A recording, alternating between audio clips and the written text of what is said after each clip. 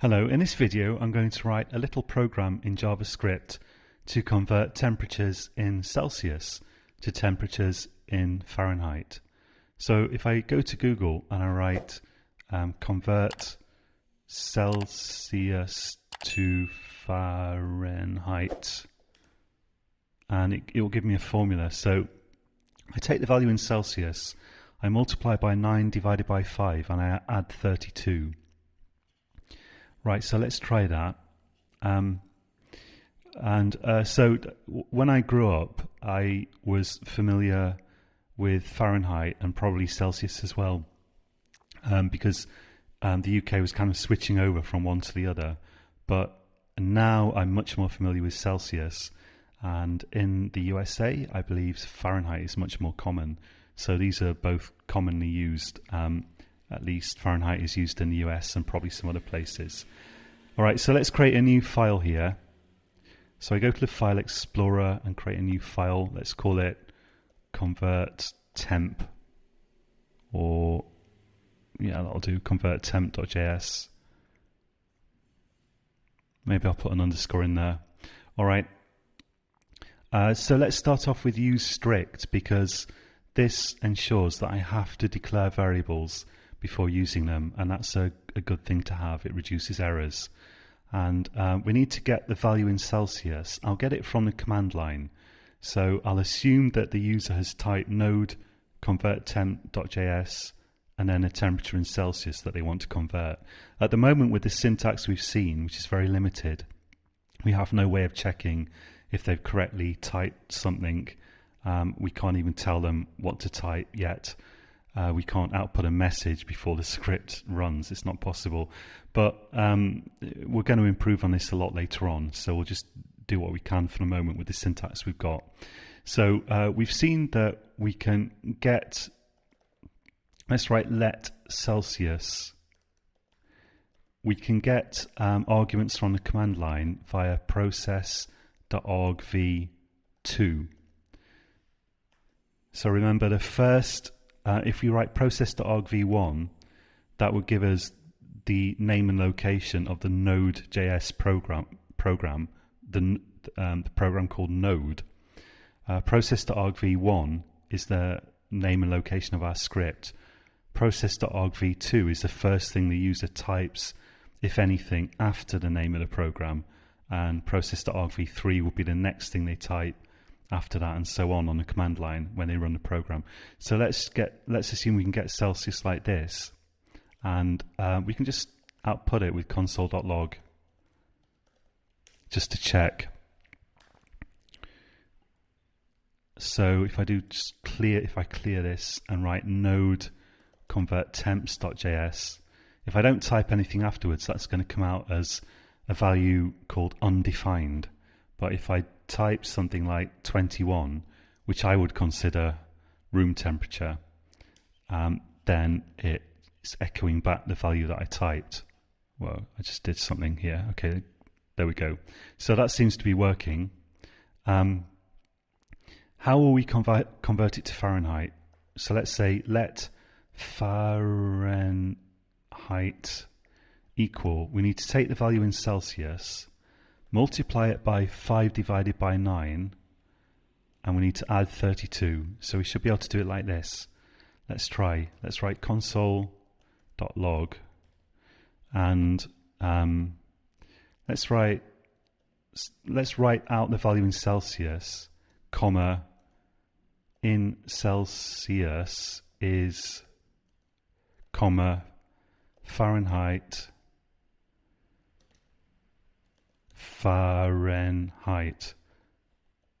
So if you can see what this is doing, I'm trying to write something like, for example, 21 in Celsius is whatever it is, 65 in Fahrenheit. I'm trying to make my output look like this. And remember, we can output multiple values using console.log. Doesn't matter if they're variables or they're literal strings like this, bits of text, which we call strings, that I've literally written exactly there. we can output them with console.log, and we can output multiple values by separating them here by commas. Let's try this and see what that looks like. So I'll just clear my console and use the up arrow here to bring back this. And if I run it, 21 in Celsius is 43 in Fahrenheit. I made a mistake here. I should have 9 divided by 5 instead of 5 divided by 9. Let's try it. There we go, 69.8 Fahrenheit. That looks right to me. We could check on Google, of course. Let's say 21 Celsius to Fahrenheit, 69.8. So that seems to be correct. Let's just correct this. It's about 70 Fahrenheit, basically. Okay, now this expression here, okay, it worked, but it looks a bit ambiguous. There's this thing called operator precedence that determines which operators run first. For example, there's a question here, do we do Celsius times 9 divided by 5 and then add 32, or do we do Celsius times 9 divided by 5 add 32, or do we even do Celsius times 9 and then divide by 5 plus 32? You know, it could be seen as ambiguous. In fact, in this case, operator precedence just takes care of this, and it works as you might expect. But in general, with expressions like this, if you have any fear that operators might run in a way that you don't want, you can use round brackets to make it clearer what's going on. So in this case, I would consider putting round brackets here around this bit, just to make it a bit clearer. Then it makes it clearer that we're doing Celsius times 9 divided by 5. It doesn't matter whether we do Celsius times 9, then divide by 5, or we do Celsius times 9 divided by 5. It's the same anyway. And then add 32 after all that. Let's check that it still works. There we go. Yeah. So you can put round brackets in to make this clearer. If you are new to programming, then you need to practice this stuff a lot. You know, practice it quite a bit, I would say. So one good thing to do is just, you know, try to convert one thing to another. You know, try to convert, for example, measurements in feet and inches to measurements in meters, whatever you like. Or another good one is, you know, working with dates. Like you can do stuff like try to convert a certain number of days to a period specified in like months and years or something like that. There's lots of things like that you can do. Use your imagination, but you want to practice using variables, using arithmetic, and outputting stuff with console.log. Practice all this stuff thoroughly. Spend some time on it if you're new to programming. If you've done programming before, this is old stuff to you. You probably just are watching this to know where JavaScript is different. So I'm going to try to go not too slowly. I'm not going to dwell on every operator here because I'm aware that many people will have some prior programming experience, but I want to keep it simple enough that you can follow this course with no programming experience at all. But if you haven't got no programming experience at this point, you want to play with these ideas a bit. Try to write different little programs that convert one thing to another. If you don't always succeed, that's okay. But the important thing is to try, because you just need to become more familiar with using variables to see what you can do and what you can't do. And we're going to be looking at more examples as we go through the course. Okay, so until next time, happy coding. And this is another video in my Node.js and JavaScript for Complete Beginners course. In this video, I'm going to give you an exercise, and I'm going to give you some tips and suggestions for how to tackle the exercise and how to tackle like programming tests in general. So if you're a like seasoned programmer in another language, this might be too simple for you. But if you're a beginner, it might be too complicated. But I'm going to, as I say, give you some tips for dealing with it. So let's go to a browser, and I'm going to search for the Leibniz approximation of pi. So Leibniz was a kind of mathematician, physicist. I think he was Dutch, and he found a way of approximating the value pi.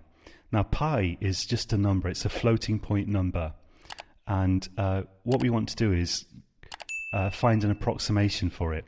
So pi itself has digits that go on forever, like it's an irrational number, so we can't write it down precisely, but what we can do is approximate it, and we can make a value for pi that's as accurate as we want it to be. Before we take a look at this, let's go back to our code here, and I'm just going to start my program with use strict. I'm going to write console.log, and if we write math.pi, capital letters, math.pi is actually a value, an approximation of pi.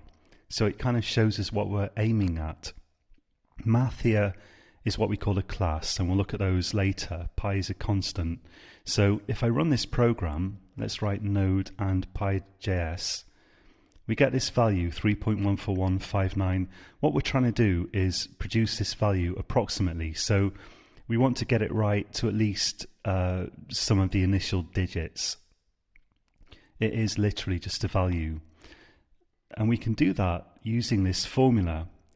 So we start with the value 1, which notice is the same as 1 divided by 1.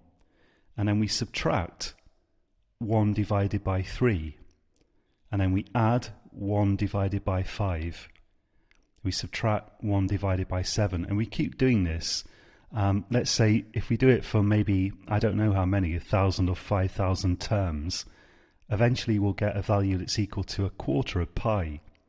So if we then take that value and multiply it by 4, we should get a reasonable approximation of pi if we've done this, like, I don't know, 5,000 times.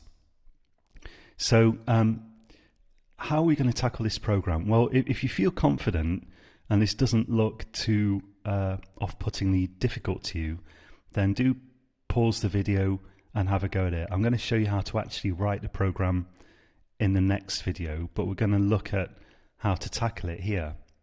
So the thing is, when you have some kind of test that you have to do with programming, I think the thing is to tackle whatever bits you can do. So you know now how to create a hello world program in JavaScript. That bit you can do. You can already do that. So I would say already do that. There's no need to think about how to do the whole thing necessarily in advance. Just do the bits you can to start with. And then we can start breaking this down. Well, what do we need here?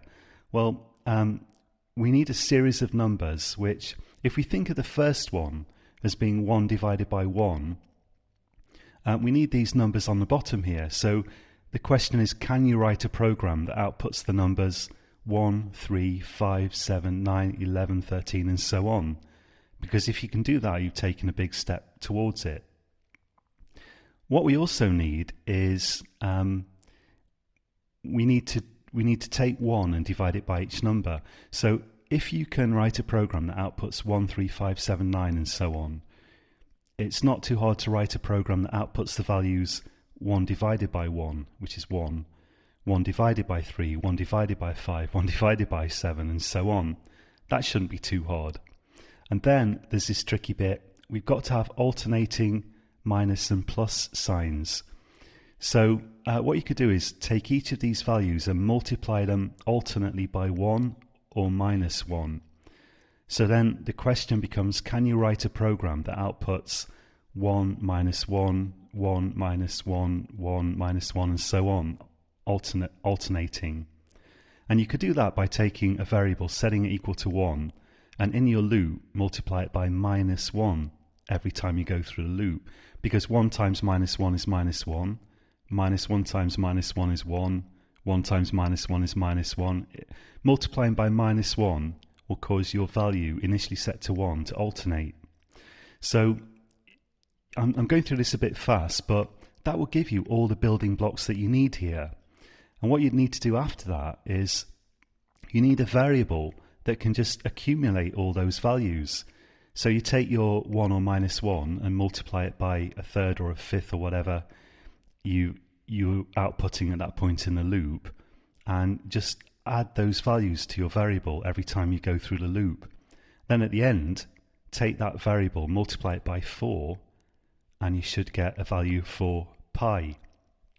So especially if you really are a beginner, have a go at this and write whatever bits you can. Break it down in the way that I've just specified.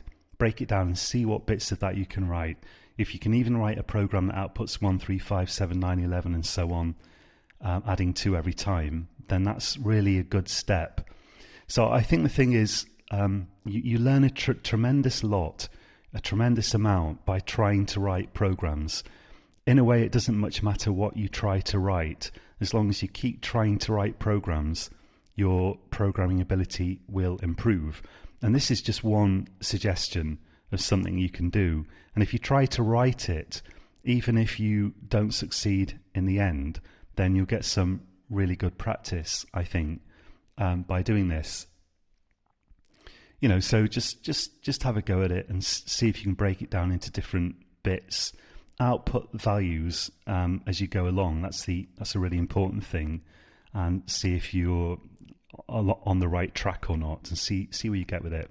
And in the next video, I'm going to show you an example implementation of this. We're actually going to write this program. Okay, so until next time, happy coding. This is another video in my JavaScript and Node.js for Complete Beginners course. And in this video, we're going to tackle approximating pi. So we're going to do the exercise that I gave you in the last video. So the first step, as we've seen, is we want to get these numbers on the bottoms of these fractions here. So we can think of the first term.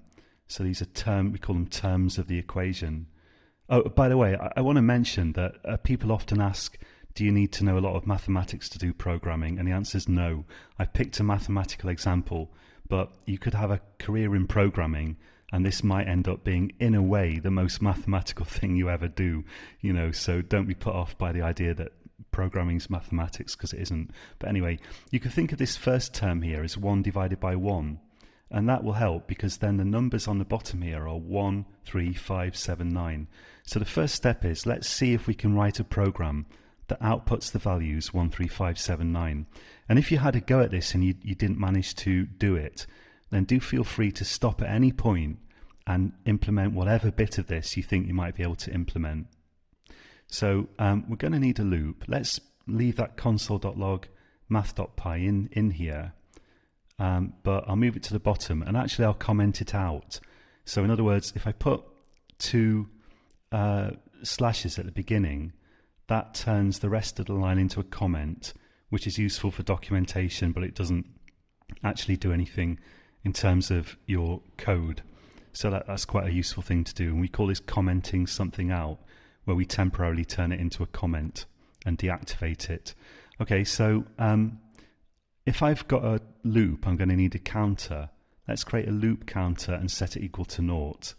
And then I'll have while counter. Let's put less than 5 initially, just some small value while we're developing this. So I've got my brackets and I write counter plus plus.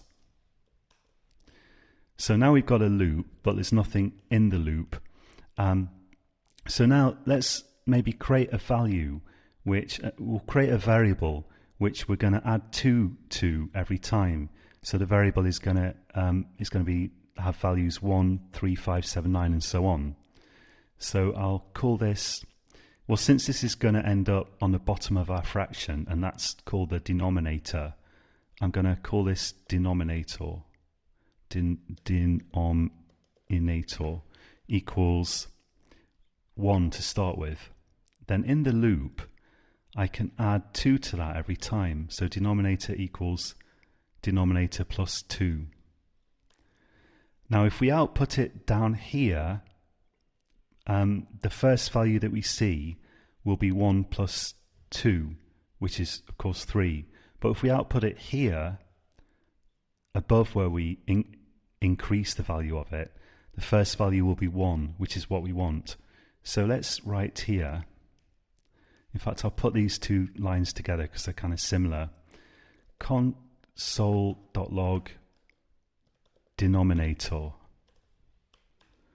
All right, and let's run this and see if we've succeeded so far. So node py.js, and we see we've got 13579. That's exactly what we want.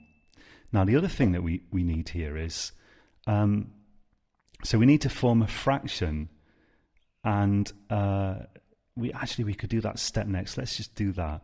So instead of outputting 13579, we need to output 1 divided by 1, 1 divided by 3, 1 divided by 5, and so on. And that's pretty easy to do. So all we have to do is change this to 1 divided by denominator. And if we run this, and we've got 1 divided by 1, 1 divided by 3, or a third, 1 divided by 2 is a half. 1 divided by, what am I talking about? This is 1, that's 1 divided by 3. This is 1 divided by 5, 0.2. 1 divided by 7, 1 divided by 9, and so on. So so the different bits of an equation, like in this case 1, a third, a fifth, and so on, they're called terms in the equation, just in sort of mathematical language. So I'm going to write here, let term equal. So we'll store that in a variable for convenience. And we can output that if we want. And our program, the output of it is unchanged. There we go. All right. So now the next thing that we need is, we notice that we've got this sort of sign alternates here. We've got to add on, we've got to subtract a third, add a fifth, subtract a seventh.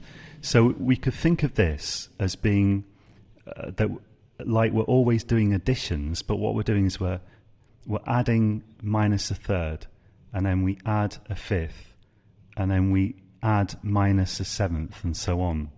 To get these alternating plus and minus signs, we can create a variable which we multiply, which starts off at the value 1, and we multiply it by -1 every time. So let's try that. So I'm going to call this variable sign and set it equal to 1. And then here, where we're sort of changing values of things, I'm going to write sign equals sign times -1. And then let's output that. So instead of outputting term here, I'll output sign. And that should give us an alternating 1 and -1. Let's run it. Yeah, that's working. So now, if we take our term and multiply it by sign, we should get 1 minus a third, and then plus a fifth, and then minus a seventh, and so on. So let's write, let term equal sign times 1 divided by the denominator, and then we'll output term again. We'll try this. And that seems to be working. So we've got 1, we've got minus a third, we've got plus a fifth, we've got minus a seventh, plus a ninth, and so on. And that's exactly what we want. Now all we have to do is add all of those up, and at the end multiply them by 4, because this gives us an approximation for pi divided by 4. So we're going to have to multiply it by 4 at the end to get pi. So let's create another variable. Let's call it sum, set it equal to 0. And then what we'll do is every time we go around the loop, I'm going to just say sum equals sum plus term. And then we'll find that our sum should get closer and closer to pi. After the program's finished, closer and closer to pi divided by 4, that is. So, sorry, after the loop, not the program, after the loop's finished, we can then write let pi equals sum times 4. And we can do console.log pi. And then let's output, let's uncomment this console.log math.pi so we can see how close our pi is to the actual pi. Let's try it. So at the moment, not very close. We can see it's in the right sort of area, but the thing is we've not added on enough terms to get a sort of realistic value for it. Let's try 1,000. And then if I run this, yeah, we get, it's pretty close now. Pretty close. Let's try 5,000. And this will still execute in the blink of an eye, even on an old computer. And we can see that we're getting closer. The first few digits are correct. Maybe try 20,000.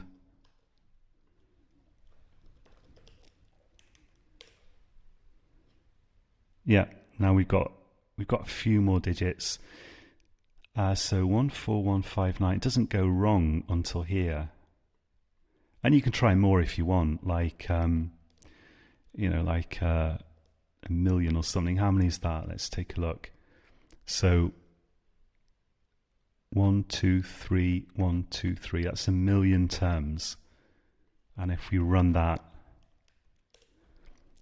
then yeah. So you can see that the more terms you add, the closer it gets to pi. This is a kind of known downside of the Leibniz approximation, that it doesn't converge to pi very quickly, meaning you have to add a lot of terms to get a value that's accurate for more than a few digits. But you can see that this is basically working, and if we were to go on and add more and more of the terms in our equation here, we will get exactly what we want. Now we can write this program a little bit more nicely here. So if I was writing this not for explanatory purposes but just for myself, I would have condensed this more. I wouldn't have put probably term in a separate variable, for example. I would have just written it down here and so on. But one simple thing that we can do is we can use a slightly different operator at certain points here. So instead of writing sum equals sum plus term, we can write sum plus equals term. And the plus equals operator will just add on whatever's on the right to the existing value, the existing variable value on the left. So this means sum equals sum plus term. Sum plus equals term, we're just adding term to sum every time. And we can do the same with times. Instead of writing sine equals sine times minus 1, we can write sine times equals minus 1. It's kind of something that can make your code look a lot nicer. Here's a simple example. Instead of denominator equals denominator plus 2, denominator plus equals 2. And if this seems confusing, just practice it in a really simple program. Don't use a loop, just take a variable and try using plus equals and times equals just to see what they do, and you'll find that they're actually really not so bad at all. So I think that's it really for this video. Let's just try this and check that it still works. Yeah, it's still fine. And you could, you could simplify it in a way just by not having a separate variable for term.